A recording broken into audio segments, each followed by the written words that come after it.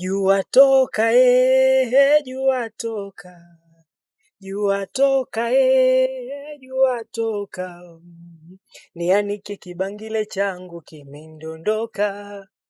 Nianike kibangile changu kimendondoka. Ati nini? Bila shaka huu ni wimbo wake Bi Kidude unaojulikana kama Jua Toka. Ukipenda kumuita kwa jina lake halisi akijulikana kama Fatuma binti Baraka.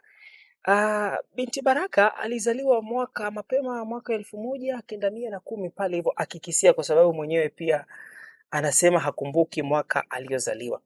Lakini katika nyimbo zake nyingi alizowahi kuziimba, ameziimba nyimbo nyingi na zote zimetumia mafumbo, zimetumia Kiswahili cha kale, Kiswahili kilichofichwa ndani maneno mengi. Nikiwemo wimbo huu wake wa Jua Toka, kwa sababu anasema kwamba jua toka nianike kibangile changu kimendondoka. Lakini tunashindwa kwamba hiki kibangile ni nini na kwa nini analazimisha jua litoke madamu jua litachomoza lenyewe? Kwa nini analilazimisha litoke? Katika kuangazia wimbo huu tunaanza na kujua maana ya kibangile. Kibangile kulingana na Kiswahili cha hapo awali au kulingana na muktadha wa wimbo huu, kibangile kinamaanisha jamvi au mkeka uliotumika kulaliwa, na hasa ni mkeka mkuukuu ambao wakati mwingi unaaibu sana. Sasa kwa hiyo Bi Kidude akisema kwamba jua chomoza nianike kibangile changu kimendondoka, napata maana ya kwamba jua chomoza nianike kibangile hiki changu ambacho huenda nikafanya nini, nimekifanyia jambo fulani, nataka kimeloa, nataka nikitoe kwenye jua ili kije kukauka. Basi ukiangalia kibangile nafananisha na jina la Kiswahili ambalo linapatikana kwa wepesi sana katika kamusi, jina la kirago. Naam. Kirago kikimaanisha kwamba ni mkeka ambao umefumwa kwa mgomba au kamba za usumba ama kitani. Na basi kibangile na kirango havipo mbali sana. Kwa hiyo kulingana na maana yangu napata kibangile kama mkeka.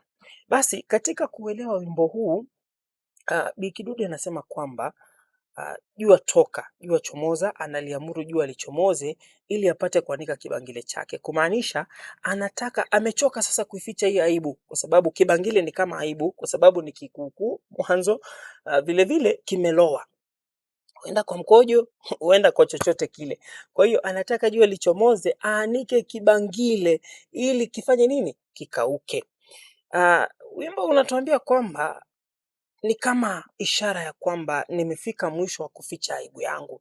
Kwa hiyo kama wanavyosema Waswahili kwamba mficha uchi hazai, nimechoka kukafini uchi wangu, kukafini aibu yangu. Kwa hiyo jua lichomoze nianike kibangile changu. Basi ndipo anazidi kusema, anasema kwamba ati mkata wake matege wakati anapokuja.